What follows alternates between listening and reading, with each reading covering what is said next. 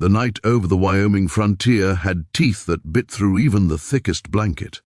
The wind dragged across the open plains, whispering through the cottonwoods that surrounded the McAllister ranch.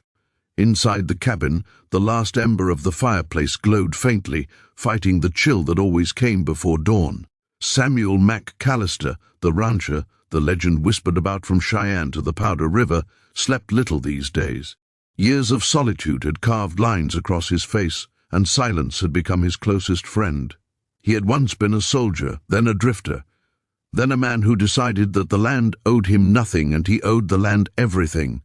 Each day he worked until the sun bled into the horizon, mending fences, breaking horses, branding cattle. He had built this ranch with his hands, his sweat, and a kind of loneliness that only men of the frontier understood. That morning, when the rooster failed to crow, it wasn't the sound of dawn that woke him, it was something else. A soft noise on the porch, faint as a sigh, like a whisper from another world. Instinct had him reach for the Winchester by his bed. He moved to the window, and in the thin grey light he saw the shapes huddled together beneath his old horse blanket that hung on the railing. He stepped outside, the boards creaking beneath his boots. The cold air smelled of pine and old snow. What he found stopped him cold.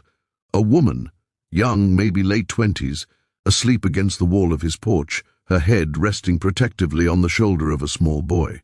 Another child, a girl no more than 5, was curled against her mother's side. Their clothes were worn thin, dust-streaked, and their faces were pale beneath the grime of travel. The mother's hand was still clutched around a small leather satchel, as though she feared losing the last thing that tied her to the world. Samuel stood there for a long moment, the gun lowering slowly as the sight before him melted something in his chest that had been frozen for years. He could have shouted, could have told them to leave. Trespassing wasn't something he took kindly to.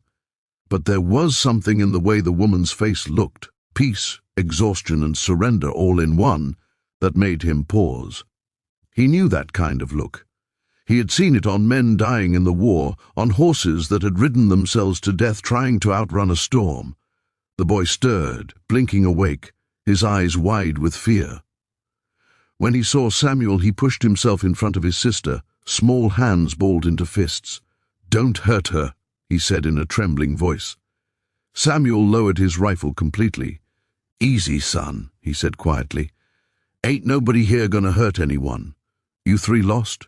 The boy didn't answer. The woman's eyes fluttered open. For a moment she looked at him in confusion, then understanding dawned. She tried to stand, swayed, and caught herself on the post. "I'm sorry," she whispered, her voice hoarse. "We didn't mean to sleep here. We just needed to stop. The little ones were freezing. We'll go—" But she didn't finish. She nearly fell as her knees buckled, and Samuel stepped forward without thinking, catching her by the shoulders. She was light, far too light, and trembling like a leaf. "Ma'am," he said firmly, "you ain't going anywhere in your condition. Kids either. Come inside." She started to protest, but he silenced her with a look that brooked no argument. Inside, the fire came back to life with a crackle, and the cabin filled with warmth and the smell of coffee. The children sat wide-eyed at the table, their bare feet dangling, while Samuel ladled stew from the pot. The woman tried to speak, to explain, but he waved her off. "Eat first, talk after." She obeyed. The kids devoured the food like they hadn't eaten properly in days. When they were done, she introduced herself. "My name's Clara," she said softly. "Clara Whitfield. My husband, he was a farmer near Fort Bridger. He passed this winter. We were heading east. Thought maybe my brother would take us in, but the wagon broke near the canyon. We walked. I guess I didn't realize how far we'd gone." Samuel nodded slowly. He didn't ask more. The story was written all over her face. The hunger, the exhaustion, the hopelessness that came after the world took everything and left nothing. That night he gave them his bed and slept on the porch under the stars that had no pity for anyone. As he lay there staring at the endless dark, he heard them inside, the soft breathing of the children, the woman murmuring something in her sleep. He smiled faintly to himself. "If they snore," he muttered, half to the wind, half to his horse tied nearby, "I'll build 'em a room." The horse flicked its ear as if it understood. Samuel closed his eyes, and for the first time in years the night didn't feel so empty. And yet, deep down, he knew. The arrival of that widow and her children wasn't a simple twist of fate. It was the start of something that would test the old rancher's heart more than the war, more than the storms, more than loneliness ever had. The West had a strange way of bringing people together, and a stranger way of tearing them apart. The days that followed settled into a rhythm neither of them had expected. Clara tried to insist on leaving, but Samuel had already made up his mind. "You walk out of here in that weather," he said gruffly. "You'll find nothing but snow and God's mercy, and between the two, I wouldn't bet on mercy." He said it without warmth, but there was no cruelty either. It was just how a man of the frontier spoke, blunt, honest, stripped down like the land itself. The children quickly found laughter again in the wide spaces of the ranch.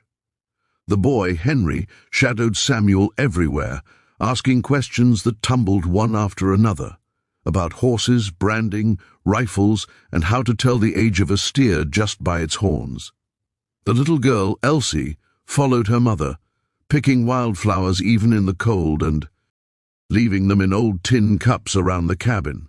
Each morning, Samuel found a new one on his workbench, as if the child wanted to bring a little color into the life of a man who had forgotten what color felt like. Clara, meanwhile, did what she could to repay him. She cooked, mended his clothes, cleaned the cabin till the wood shone again. But there was something else she gave him, something unspoken. It wasn't gratitude or pity, it was presence. For years Samuel had moved through his days in silence, the only sounds the wind and the creak of leather. Now there was laughter, the sound of a woman humming by the stove, the thud of small feet on the porch. It changed the air itself, and Samuel, though he'd never admit it, found himself listening for those sounds when they weren't there. Winter deepened. The storms came, fierce and endless, howling across the plains. One evening, as he sat by the fire sharpening his knife, Clara spoke softly from across the room. "You don't have to keep us, Mr. McAllister," she said. "When the thaw comes, we'll move on. You've done more than enough." He didn't look up. "Ain't about keeping anyone," he muttered. "You needed shelter, that's all." She smiled faintly. "You keep saying that, but you built us a room." He paused. Outside, the wind moaned through the rafters. The new addition to the cabin, rough logs, fresh cut and sturdy, stood at the far end of the porch. It had taken him 3 days, working from dawn to dusk, to finish it. When Henry had asked why he was building it, Samuel had only said, "A man needs a good reason to use his hands. Guess I found one." Now, staring at the fire, he finally said, "Told myself if you or the little one snored, I'd build it. Guess I keep my word." Clara laughed, really laughed, for the first time since she'd arrived. The sound startled him. It was like hearing spring water after a drought. As the weeks passed, life found a quiet rhythm. Henry helped Samuel mend fences and learn to rope. Calves. Elsie would sit on Samuel's knee while he told her stories of the wild ponies that roamed the plains. Clara kept the place alive with warmth that didn't come from the fire alone. There was something between her and Samuel now, not romance, not yet, but something deeper, built on shared silence, and the knowledge of pain survived. Then one morning, everything changed.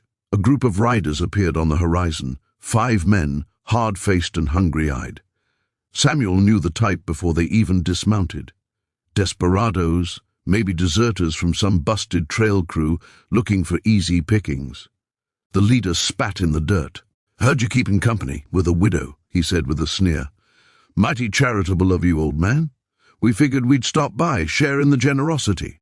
Samuel stood tall, rifle cradled loosely in his arms. "Ain't nothing for you here but fence posts and lead," he said calmly. They laughed, but not for long. The sound that followed, the click of a rifle bolt, was enough to freeze them. Samuel's eyes were cold as mountain stone. "You ride on," he said. "Don't make me dig holes I don't feel like digging." The standoff lasted only a heartbeat.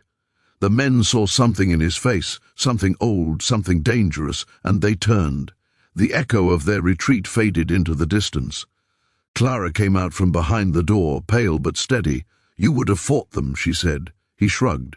Ain't the first time I've had to protect what's mine. What's yours? She asked softly. He hesitated, then looked at her. Really looked. The wind had tangled her hair, her eyes were bright with fear and fire, and the children clung to her skirts. He nodded once. Yeah, he said quietly. What's mine? That spring, when the snow melted and the meadows turned green again, Samuel built another room, bigger this time, facing the morning sun. He didn't say why, but Clara understood. Life, once stripped bare, was finding its roots again. One evening, as they watched the sunset, from the porch, Henry leaned against him. Are we going to stay here forever, Mr. McAllister? The boy asked. Samuel looked out at the horizon. Forever's a mighty long word, son, he said, but you can stay as long as the porch holds and the coffee's hot. The boy grinned, and the little girl laughed. Clara turned to him with a look that said everything words couldn't. The old rancher smiled, a real unguarded smile. Reckon I'll keep building rooms, he said softly. The wind carried the laughter across the plains, and for the first time in years, Samuel McAllister felt that the West wasn't just a place for men to grow old.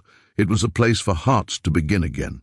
As the firelight danced in the window behind them, the camera pans back, the wide sky stretching endless above the homestead, the sound of children's laughter fading into the wind.